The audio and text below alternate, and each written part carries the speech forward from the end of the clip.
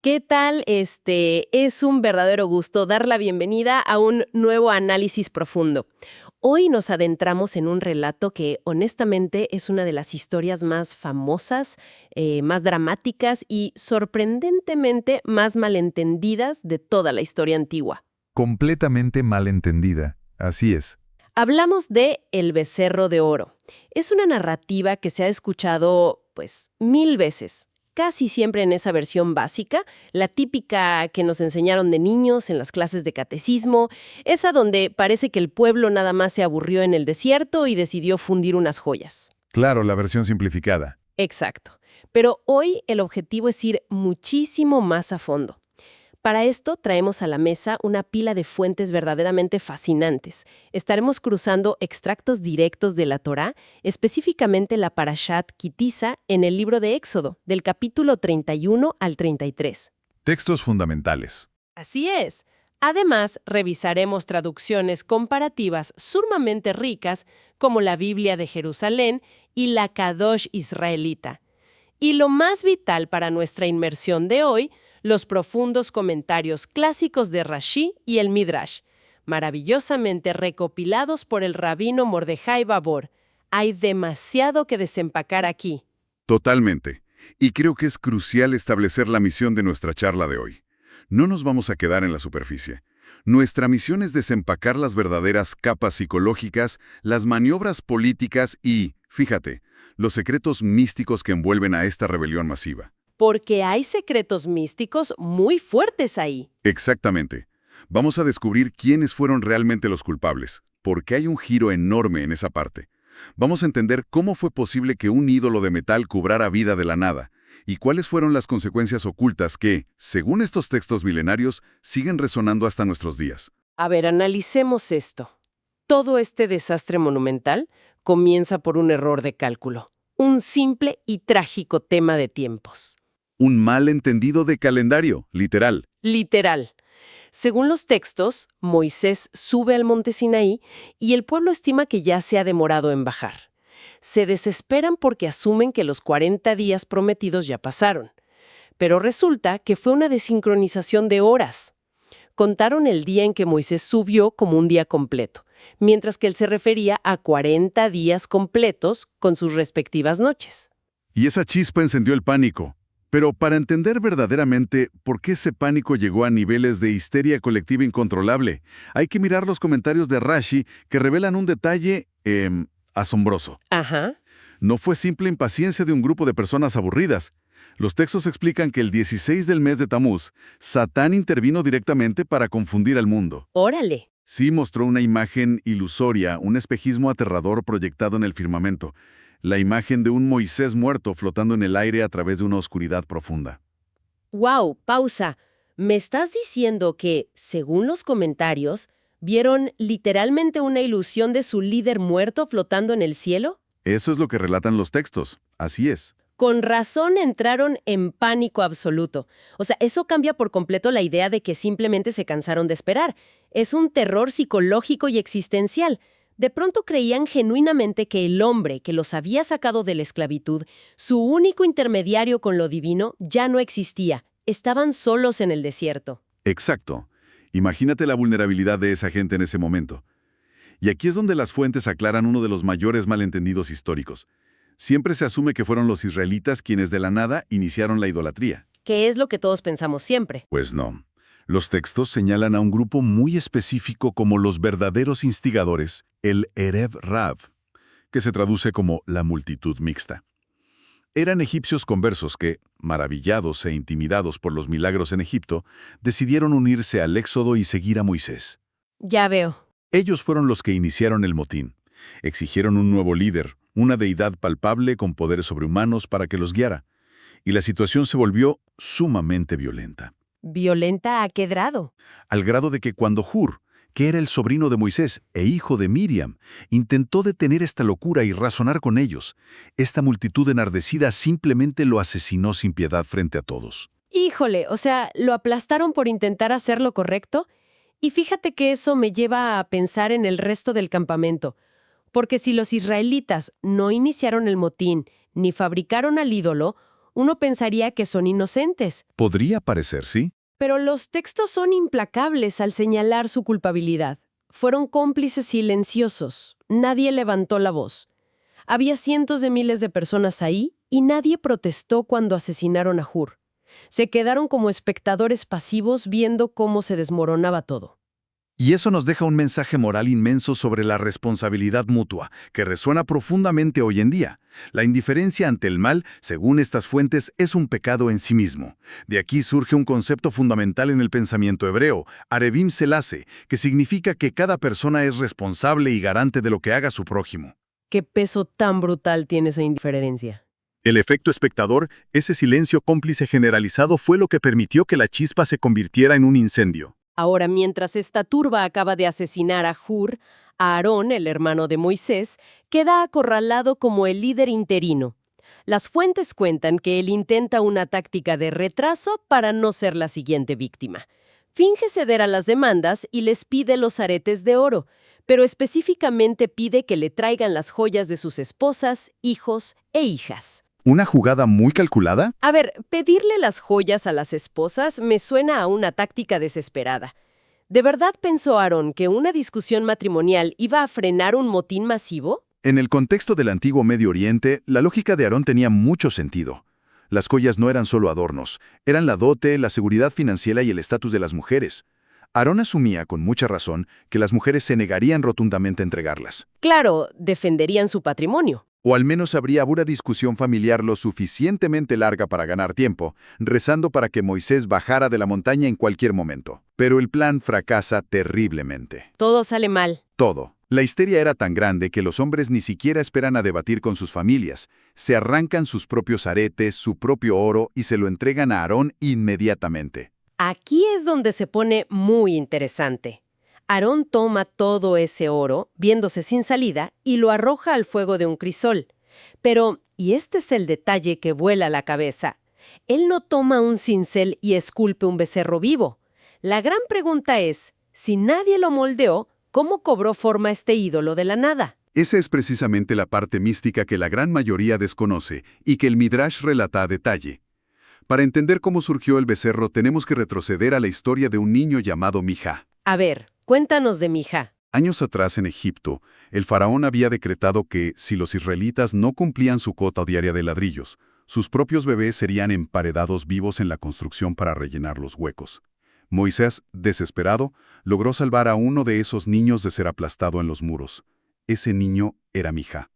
¡Increíble! Y resulta que, durante el Éxodo, Mijá llevaba consigo un objeto de inmenso poder, una tablilla mágica, un amuleto, que tenía inscrito el nombre inefable de Dios y unas palabras específicas, Ale Shor, que significan levántate toro. Espera, ¿de dónde sacó un niño una tablilla mágica con ese nivel de poder? Esa misma tablilla había sido utilizada originalmente por Moisés.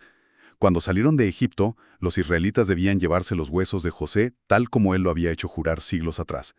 Pero los egipcios habían hundido el sarcófago de metal de José en el fondo del río Nilo. Ah, para esconderlo. Exacto. Moisés usó esa tablilla de Alej Shor, asociando a José con la figura de un toro que es su símbolo en la tradición, para hacer que el pesado sarcófago flotara milagrosamente a la superficie. Era un objeto divino usado para un propósito sagrado. O sea, un artefacto de poder inimaginable, pero que ahora estaba en las manos equivocadas y en el peor contexto posible. Exactamente. En medio del caos alrededor del crisol, Mijá arrojó esta tablilla mágica al fuego junto con todo el oro derretido. Y por esta conjunción letal de hechicería, el fervor de los egipcios conversos y el poder del nombre divino mal utilizado, un becerro de oro cobró vida de forma milagrosa. No era una simple estatua. No fue una estatua inerte. El texto sugiere que tenía algún tipo de animación o emitía sonido. Cuando Aarón vio que el ídolo cobraba forma por sí solo y que la situación ya era un delirio total, construyó un altar rápidamente y proclamó, «Mañana habrá fiesta para Dios». Mañana. Subrayando la palabra mañana, Aarón intentaba por segunda vez ganar tiempo desesperadamente, esperando que la luz del día trajera a Moisés. Pero la multitud madrugó y se entregó a sacrificios, festejos y orgías desde primera hora. Imagínate el contraste escalofriante de la escena. Tienes esta orgía de pánico, idolatría y magia descontrolada ocurriendo en la base, y a unos kilómetros de altura, en la cima del monte rodeada de nubes, se está dando la conversación más tensa de la historia. Una conversación muy dura. Dios le dice a Moisés, ve y desciende, pues se corrompió tu pueblo. Y fíjate en el lenguaje.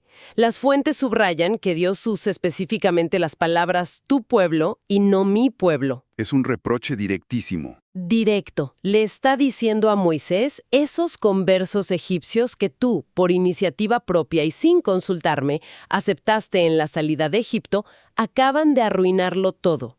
La ira divina es de tal magnitud que Dios ofrece hacer un borrón y cuenta nueva, destruir a todos ahí mismo y hacer de Moisés el inicio de una nueva y gran nación. Es un debate divino extraordinario, y Moisés rechaza la oferta de grandeza personal para asumir la defensa del pueblo con argumentos brillantes.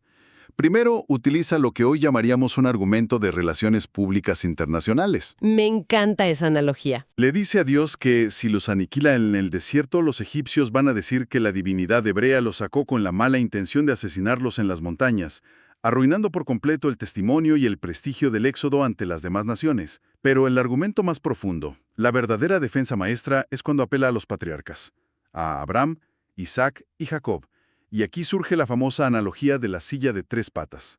Claro, la lógica jurídica y moral que usa Moisés es de otro nivel. Para quienes no recuerdan el contexto, Moisés trae a colación que Abraham estuvo dispuesto a ser quemado vivo en el fuego en Ur de los Caldeos por su fe.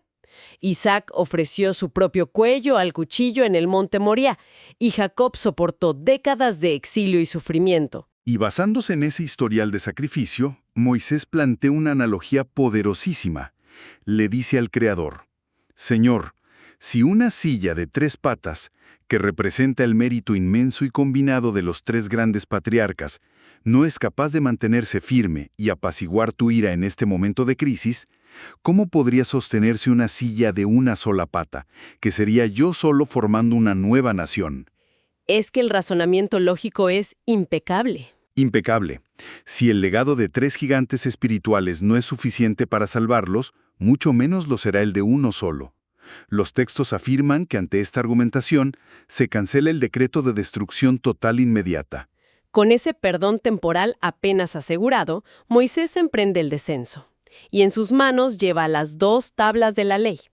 Pero hay que detenernos a describir estas tablas, porque las fuentes las describen de una manera que simplemente desafía toda física conocida. Son objetos fuera de este mundo. Totalmente.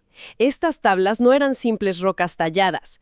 Estaban escritas por el dedo de Dios y las letras perforaban la piedra de lado a lado. Haz de cuenta que estuvieran cortadas con láser. Pero el milagro era que se podían leer al derecho desde cualquier ángulo, sin importar por dónde las miraras. Y hay un detalle aún más fascinante sobre la caligrafía divina. Las partes centrales de ciertas letras hebreas circulares flotaban en el aire. Espera, para quienes no leemos hebreo, esto necesita una imagen mental. Imaginemos una letra O. Si tallas una O en una pared de piedra, perforando de lado a lado, el círculo de roca del centro inevitablemente se cae al suelo por la gravedad. Claro, no hay soporte. No hay nada que lo sostenga. Pero los textos dicen que en letras como la mem final y la samej, que son completamente cerradas, esa piedra central se quedaba flotando en el aire, sostenida por pura energía milagrosa. Es físicamente imposible. Es un milagro tangible. Además, hay un juego de palabras hermoso en el texto original. La palabra que describe el momento de la entrega, kekalato, está escrita de tal forma que puede leerse también como su novia. ¡Qué bonito detalle! Esto implica que la Torá se le estaba entregando a Israel como una novia engalanada con 24 adornos, representando los 24 libros que conformarían la Biblia hebrea. Es una imagen de pureza absoluta, el momento cúspide de una boda espiritual. Y esa imagen de pureza choca violentamente con la realidad al pie del monte. Mientras Moisés baja, su joven asistente Josué escucha los gritos a lo lejos y piensa que hay una guerra en el campamento. Por el ruido ensordecedor. Sí, pero Moisés, que ya sabe la verdad por revelación divina, le dice que no son gritos de victoria militar ni lamentos de derrota, son cantos de blasfemia y corrupción. Y al acercarse y ver con sus propios ojos las danzas desenfrenadas y el becerro brillando, la reacción de Moisés es fulminante. Levanta las tablas milagrosas y las hace pedazos contra el suelo. Un acto impactante. Y fíjate que siempre se ha pensado que esto fue un simple berrinche, un arranque de ira descontrolada, pero las fuentes revelan que había una lógica jurídica muy estricta detrás de esta acción destructiva. O sea, no fue un impulso, fue una decisión calculada. Totalmente. La explicación legal es fascinante. Moisés razona basándose en las propias leyes que acaba de recibir. Si la regla establece que un individuo apóstata, alguien que ha renegado de su fe, no puede ni siquiera comer un pequeño bocado del sacrificio de Pesaj, ¿cómo sería legalmente posible entregarle a todo este pueblo, que acaba de cometer la peor apostasía masiva imaginable, el documento que contiene la Torá entera con todos sus mandamientos? Era jurídicamente incompatible. Entregarles las tablas en ese momento de rebelión abierta habría sido condenarlos a una culpa aún mayor. Así que para protegerlos del peso de esa ley, rompe el contrato antes de entregarlo. Es una forma de decir, si rompo el contrato matrimonial antes de que se firme, no los pueden juzgar por adulterio espiritual. Y luego de romper las tablas, lleva a cabo un acto que parece sacado de una película de terror antiguo. Literalmente. Toma el becerro de oro, lo quema en el fuego, lo muele hasta hacerlo un polvo finísimo, esparce ese polvo en los arroyos de agua que bajaban del monte y obliga a toda la multitud a beber de esa agua. A primera vista parece un castigo simbólico extremo, pero hay una ciencia forense detrás de esto, ¿verdad? No era solo simbolismo. Era una prueba de culpabilidad exacta, idéntica a la que se describe más adelante en las leyes de pureza para la mujer sotá, que es la mujer sospechosa de infidelidad oculta. Quienes eran verdaderamente culpables de adorar e invocar al ídolo, bebieron el agua y, según el Midrash, sufrieron una reacción física letal inmediata. Los textos mencionan que murieron de hidropesij. SIVA, donde el abdomen y el cuerpo se hinchan rápidamente por retención extrema de líquidos hasta causar la muerte. Es fascinante porque, al final del día, Moisés no solo estaba castigando al azar, estaba haciendo una auditoría forense masiva. Una prueba infalible. Era una forma de decirle a una multitud histérica, aquí no hay culpas anónimas ni escondites en la multitud. El que participó activamente va a caer. Es una lección brutal sobre cómo la mentalidad de rebaño no te salva de la responsabilidad individual. Y esa separación entre culpables y espectadores nos lleva a un punto todavía más radical justo después. Moisés se para en la puerta del campamento y lanza un grito que marca una línea histórica en la arena. Quien esté con Dios, a mí. Y de todo ese inmenso campamento de millones de personas, solo una tribu responde al llamado, la tribu de Leví. Solo ellos. Ellos fueron los únicos que se mantuvieron completamente al margen del pecado. Moisés les da una orden durísima, una verdadera prueba de fuego. Deben tomar sus espadas y ejecutar a los cabecillas y culpables activos, sin importar si eran sus propios parientes, vecinos o amigos. ¡Qué momento tan oscuro! El resultado de esta purga fulminante son 3.000 muertes en un solo día. Pero debido a esta lealtad absoluta, de poner la justicia divina por encima de los lazos de sangre en un momento de crisis total, la tribu de Leví es investida y consagrada eternamente para el sacerdocio. Reemplazan a los primogénitos de todo Israel, quienes originalmente iban a ser los sacerdotes, pero que perdieron ese privilegio al participar o tolerar la idolatría. Después de esta limpieza brutal, uno pensaría que la historia termina ahí, con el orden restaurado. Pero Moisés hace algo inesperado. Lo fascinante aquí es el ultimátum final que le lanza al Creador. Vuelve a subir al monte y pronuncia unas palabras de una valentía inmensa frente a la divinidad. Perdónalos, y si no, bórrame de tu libro. Está poniendo su propia existencia, su legado e incluso su lugar en la eternidad como moneda de cambio para comprar el perdón de la gente que acaba de traicionarlo. Es el acto supremo de liderazgo. Sin embargo, la respuesta divina es justa pero inquebrantable. La respuesta es, solo al que haya pecado contra mí lo borraré de mi libro. Se acepta no aniquilar al pueblo entero, lo cual es una victoria para Moisés, pero se establecen consecuencias persistentes que alterarán la historia para siempre. Consecuencias que, según la tradición y los comentaristas, se extienden a lo largo de los siglos. Los textos advierten que, en el futuro, cada vez que haya un castigo o una tragedia sobre Israel a lo largo de las generaciones, este incluirá siempre una pequeña cuota por el pecado del becerro de oro. Es como una deuda histórica a plazos que nunca se termina de pagar del todo. Una marca permanente. Además, como castigo inmediato, se les despoja de sus coronas espirituales. El Midrash relata una imagen hermosísima. Semanas antes, en la revelación del monte Sinaí, cuando el pueblo prometió a una sola voz, haremos y escucharemos, millones de ángeles bajaron del cielo y les colocaron diademas celestiales invisibles a cada persona. Como un aura. Tras la creación del becerro, perdieron el derecho a usar ese honor. Fueron despojados de esa aura. Representa la pérdida definitiva de la inocencia espiritual de toda una nación. Pasaron de un estado casi angelical a la dura y cruda realidad de la fragilidad humana. Entonces, ¿qué significa todo esto? Al analizar a fondo estas fuentes y raspar la superficie de la historia básica, vemos cómo transforman lo que parecía ser un simple cuento sobre gente aburrida adorando una estatua en una lección profundamente compleja sobre la naturaleza humana. Nos habla del terror al abandono, de la presión asfixiante de las masas, de los peligros reales de buscar atajos mágicos o místicos y del silencio cómplice que permite que el mal florezca. De acuerdo. Es un espejo de nuestras propias debilidades. Y sobre todo nos muestra esa necesidad tan humana y a veces tan destructiva de aferrarse a algo tangible, a un líder visible o a un ídolo de metal, cuando nos enfrentamos al vacío o a la incertidumbre de la espera. Si conectamos esto con el panorama general y analizando cómo se reconfigura la sociedad después del trauma, esto plantea una pregunta importante para finalizar nuestra discusión. Hay un último pensamiento provocativo que surge justo al cierre del capítulo 33, cuando el humo ya se ha disipado. ¿Cuál es ese detalle?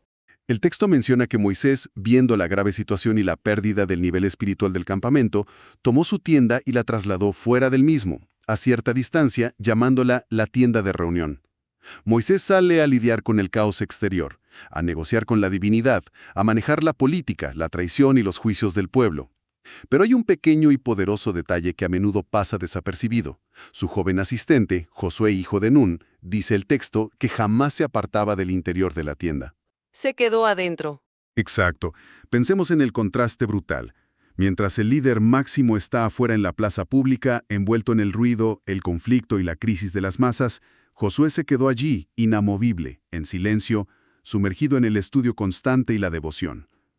Las fuentes místicas afirman que no fue el intelecto brillante ni el heroísmo militar en batallas anteriores lo que convirtió a Josué en el único sucesor digno de Moisés. Fue su constancia. Fue precisamente esta dedicación silenciosa, perseverante, alejada del ruido ensordecedor de las masas.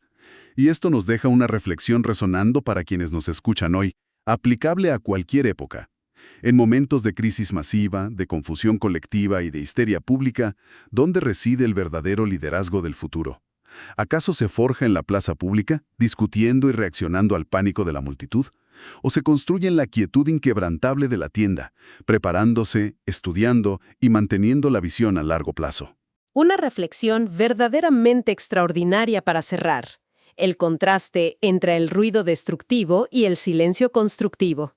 Apreciamos inmensamente que nos hayan acompañado a desempacar estas fuentes tan ricas.